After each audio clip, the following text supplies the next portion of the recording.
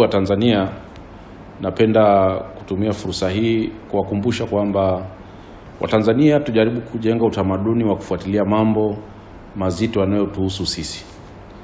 Sio kama mnatambua kwamba tarehe 28 mwezi wa pili Tume Huru ya Uchaguzi ya Tanzania ilitangaza rasmi kuanza mchakato wa kuchunguza na kugawanya majimbo ya uchaguzi. Tutakumbuka kwamba kwa mujibu wa ibara ya 75(4) ya Jamhuri ya Muungano wa Tanzania Katiba, Tume ya Tanzania ya Uchaguzi imepewa mamlaka pamoja na sheria ile ya tume ya mwaka 2024 ibara ile ya 10 yote vifungu hivi vimeipa mamlaka Tume ya Uchaguzi kufanya uchunguzi wa mipaka ya majimbo na kuona namna gani wanaweza kuongeza majimbo katika taifa letu. Kwa hiyo ni mamlaka ambayo yapo kikatiba na inapaswa kufanya ukaguzi na uchunguzi wa majimbo kila baada ya miaka 10. Watanzania napenda kuwakumbusha kwamba uchunguzi wa mwisho ulifanyika mwaka 2015. Tukaongeza majimbo 26 kati ya majimbo yaliyokuwepo. Mwaka huu ni mwaka wa 10 na unakwenda kufanya uchunguzi mwingine kwa lengo la kuongeza majimbo. Sasa sijui kama tunaelewa maana ya kuongeza majimbo katika uchumi wa kitaifa. Sijui kama mnaelewa zoezi hili katika uchumi wa kitaifa. Tunafahamu kabisa sasa hivi tunapambana kujenga uchumi wetu, lakini hata wahisani wanaondoka, lakini mwaka huu tutegemea kwenda kuongeza majimbo mengine. Sasa vigezo ambavyo vinatumika, kwa hiyo maana yake nini? Majimbo 26 yameongezwa. Kwa mfano, vigezo vinavyotumika sasa ni idadi ya watu, jiografia pamoja na mambo mengine ambavyo vinatumika. Hizo ndio pamoja na vigezo, lakini vigezo vikubwa ni idadi ya watu, lakini pia jiografia ya majimbo. Lakini ukiangalia jinsi tunavyoanzisha majimbo au majimbo yetu jinsi yalivyo sasa hivi, hata hivyo vigezo ambavyo vinavyotumika ni kama viendi sawa, haviko sawa. Kwa sababu kwa mfano Dar es Salaam kwa ujumla kwanza ina wilaya 6, lakini ikaongezewa majimbo, jumla majimbo 10. Unazungumza Kilala, unazungumza wilaya ya Kinondoni, unazungumza Ilala, unazungumza Ubungo, unazungumza Temeke, unazungumza Kigamboni. Sasa una majimbo mengine kama ya Kawe, Ukonga, Segerea, Kibamba, yote kwa ujumla yanakwenda Mbagala, yanakwenda kuunga tunakuwa na majimbo 10. Kwa Dar es Salaam ina jumla ya idadi ya watu milioni 7. Maana yake ni nini? Kama tuna majimbo 10, kwa maana yake Dar es Salaam kuna majimbo yana watu zaidi ya 600,000 kwa utaratibu huo. Sasa vigezo vinavyotumika kwa mfano kwa mikoa, kwa mijini, majimbo ya mijini wanasema walau kuwe kuna watu 600,000 na wa mikoani kuwe kuna watu 400,000. Sasa tujiulize, kwa kuangalia hivyo vigezo vya watu, lakini pia swala la jiografia, je, utaratibu tulio nao au idadi ya majimbo tulio nayo kwa kila wilaya unawiana na vigezo hivi tulivyo navyo? Kuna majimbo yana watu, kuna mikoa ina majimbo mengi, lakini ukiangalia idadi ya watu ni ndogo sana, lakini ukiangalia jiografia yake pia ni ndogo. Kuna mikoa ina majimbo machache, ina watu wengi. Kwa mfano mkoa wa Arusha una watu zaidi ya milioni 2.5, lakini kijiografia ni mkoa mkubwa sana, lakini una majimbo machache sawa na Njombe na maeneo mengine. Kuna maeneo kwa mfano Zanzibar ina eneo dogo sana, lakini na majimbo 50. Lakini pia yapo majimbo ambayo yana watu wachache sana. Unazungumzia majimbo mengine yana watu unakuta jimbo moja lina watu chini ya 10,000, chini mpaka 30. Sasa unajiuliza, na kuna majimbo mengine yana watu zaidi ya 7-8. Na kijiografia unakuta pia majimbo mengine kijiografia ni eneo dogo sana ambalo lingeweza kuwa kata au hata kijiji au mtaa, lakini limekuwa jimbo. Kwa hiyo nimependa kuanza na hii kwa lengo la kuonyesha kwamba bado tuna tatizo la mchakato wa kugawa majimbo. Nadhani tuna haja ya kukaa kama taifa kuwa na mjadala wa kitaifa. Tunaishauri tume yetu ingeweza kuanzisha mjadala wa kitaifa wakati wanaendelea kufanya uchunguzi. Ifanye mjadala wa kitaifa, Watanzania watoe maoni kuhusiana na namna gani tunafikiria, ni vigezo gani tunafikiria vinaweza vikaboreshwa vya namna ya kuandaa majimbo yetu. Kwa mchakato huu ambao unaenda kwa taratibu unaotumika, Ni dhahiri kwamba kila baada ya miaka 10 tutakuwa tunaongeza majimbo. Lakini mimi ningependa badala ya kuongeza majimbo, walau turudi tutengeneze mchakato ambao utatusaidia kupunguza majimbo, na tukawa na majimbo katika ile maeneo ambayo yanastahili kuwa na majimbo mengi. Kwanza kwa kuangalia idadi ya watu, lakini pili kwa kuangalia jiografia vizuri ipasavyo. Imagine sasa kuna wilaya ambazo, kwa mfano kama wilaya ya Ngorongoro. Wilaya ya Ngorongoro ina square kilomita 14,000. Ina takriban ya watu 250,000, lakini bado ni jimbo moja. Wilaya ya Ngorongoro Dar es Salaam inaingia yote. Wilaya ya Ngorongoro Zanzibar inaingia yote. Yaani wilaya ya Ngorongoro ukichukua ukubwa wa mikoa ya Tanzania, wilaya ya Ngorongoro inaingia kwenye 5 bora kwa ukubwa wa mikoa yote ya Tanzania. Nadhani ukihesabu mikoa mikubwa Tanzania, wilaya ya Ngorongoro inaingia kwenye 5 bora kwa ukubwa kijiografia. Na sio tu kama ni ukubwa kijiografia. Kijiografia hata kimazingira, kimiundombinu, Ngorongoro ni ngumu sana kimiundombinu, kijiografia. Yaani watu wanatoka kwa mfano makao makuu inabidi wapite wilaya zingine ndio waende makao makuu ya wilaya. Kijiografia ni wilaya ngumu sana. Nadhani kipaumbele katika kugawa majimbo, wilaya ya Ngorongoro ilikuwa namba 1 toka nchi inaundwa kama ni swala la kugawa majimbo.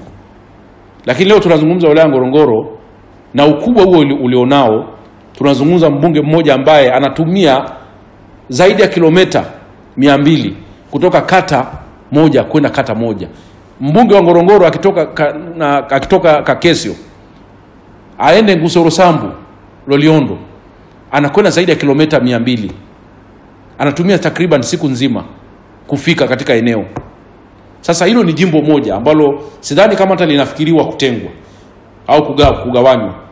Na kuna majimbo mengine unatumia bajaji ndani ya masaa 2 umeshamaliza kuzunguka kijiografia. Hata kama inaweza kawa ina watu wengi, lakini kijiografia inaweza kawa ni eneo ndogo sana ambalo inaweza kuwa mtaa, kijiji. Kwa hiyo nadhani tusiangalie tu idadi ya watu. Lazima tutafute namna ya kubalance kati ya idadi ya watu na masuala ya jiografia. Kwa hiyo huko nyuma walitumia mbinu nzuri sana kabla ya kuwa na mfumo wa vyama vingi. Walitumia mfumo wa quota system kwamba, na ndio nchi zingine wanatumia ili kuleta usawa kwenye uchaguzi. Kama tunataka kutumia idadi sawa ya watu kwenye majimbo, basi tuwe sawa idadi sawa.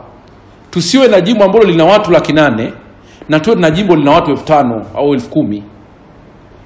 Kidemokrasia tunakuwa tujatenda sawa, kwa sababu gharama zinazotumika kuendesha jimbo moja, gharama za mbunge ni sawa kwenye majimbo yote. Sasa jimbo lina jiografia linaingia mara 20 kwenye jimbo lingine, alafu lina watu wanaingia mara kadhaa kwenye jimbo lingine, lakini gharama za kuendesha zinakuwa ni zile zile. Tunaona kabisa hatuko sawa. Kwa kama tunataka tutumie mfumo wa idadi ya watu, turudi kwenye quota system kwamba tuwe sawa. Jimbo tukubaliane kwamba majimbo ya vijijini, kwa mfano majimbo ya vijijini lazima tuweke threshold chini sana. Majimbo ya vijijini tuwe tunazungumza watu 100,000 mpaka 200,000 threshold. Lakini majimbo ya mijini tuwe tunazungumzia watu 300,000 mpaka 500,000.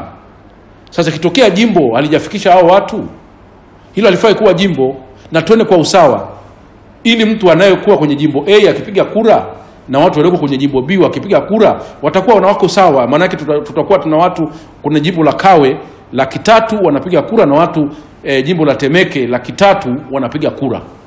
Tutakuwa na watu Arusha mjini 300,000 au 4 wanapiga kura na watu Mwanza mjini 400,000 wanapiga kura kwa usawa, kama tunataka swala la kuangalia idadi.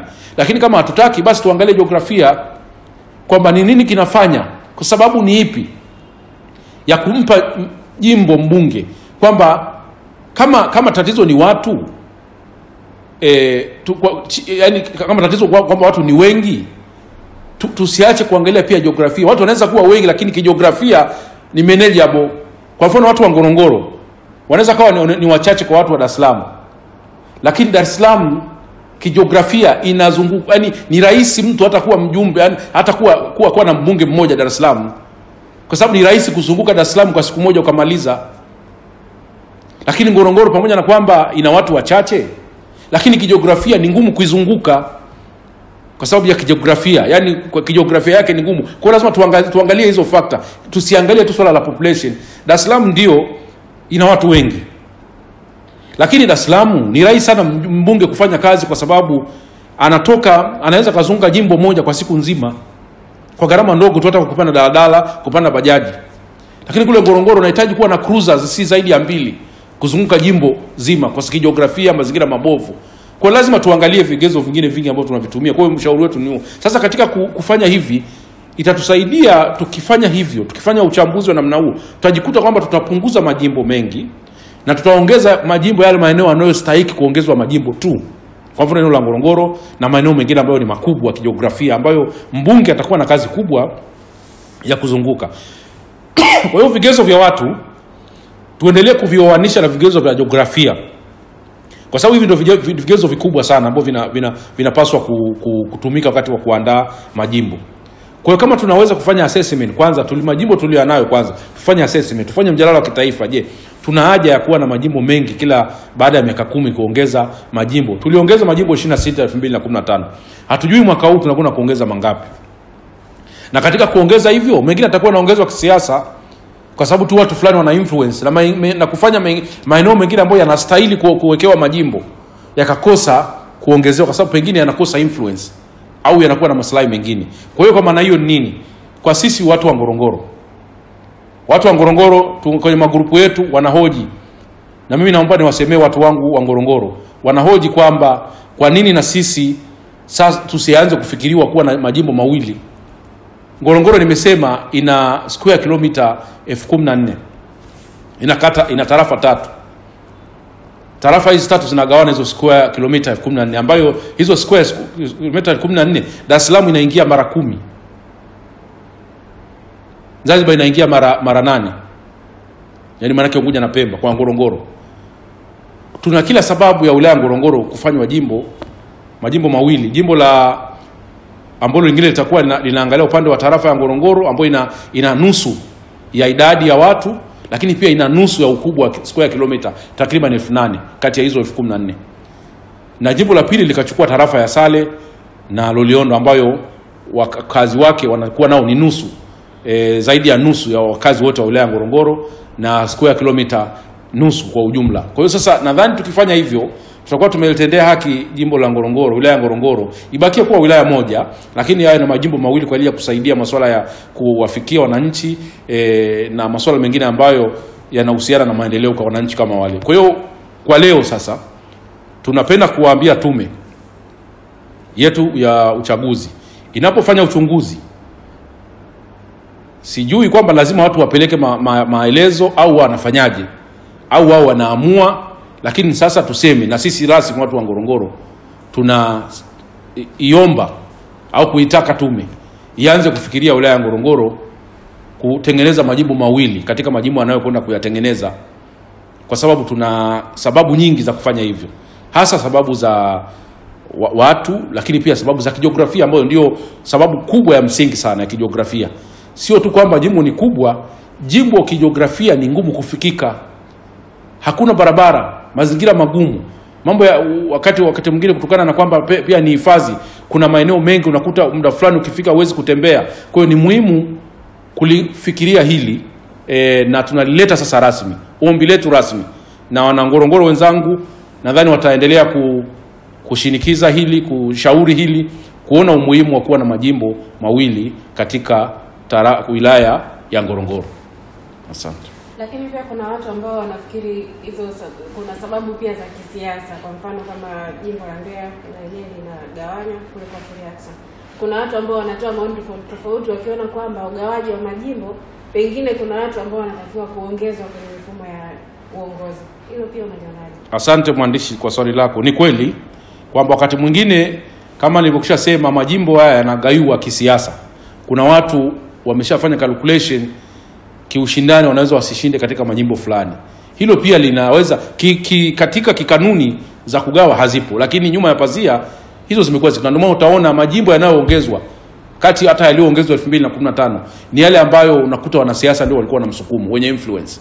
Sasa majimbo yetu kama kwa mfano eneo kama Ngorongoro, hatuna mtu ambaye ana interest ya kisiasa hatuna interest ya kisiasa. Mimi mwenyewe sina interest ya kisiasa, nilishastaafu siasa, na hata mwaka huu niwaambie mimi siko kwenye siasa, siendi kwenye siasa. Lakini utaona kabisa kwamba majimbo kama unavyosema jimbo la Mbeya pengine linakuwa na interest na watu fulani, ndio maana linagawanywa na mambo mengine, kama hata kama inaweza kuwa na vigezo, lakini msukumo unatokana na pengine hizo interest za wanasiasa kadhaa wenye influence. Kwa hiyo tusifanye hivyo, tusiongeze majimbo kwa sababu ya influence za watu fulani za kisiasa.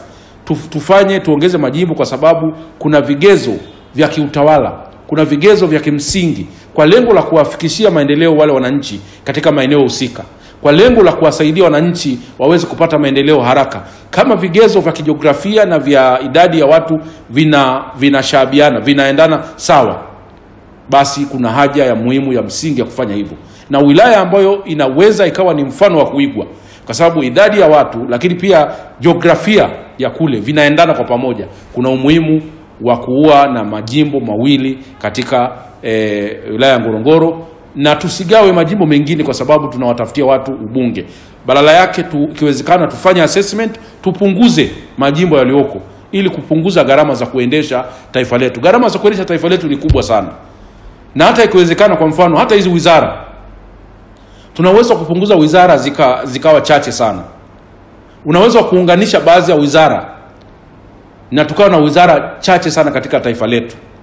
Uwezekano huu upo kabisa, na tutakuja kuizungumza kama mada nyingine. Tunaweza kuunganisha wizara, tunaweza kufanya serikali yetu ikawa ndogo ili kupunguza gharama za kuendesha serikali. Nadhani lengo iwe ni kupunguza gharama za kuendesha serikali, ukizingatia hata sasa hivi dunia inavyozunguka, wahisani wanapotea. Tutumie vizuri rasilimali tulizonazo badala ya kuongeza gharama za kuendesha serikali.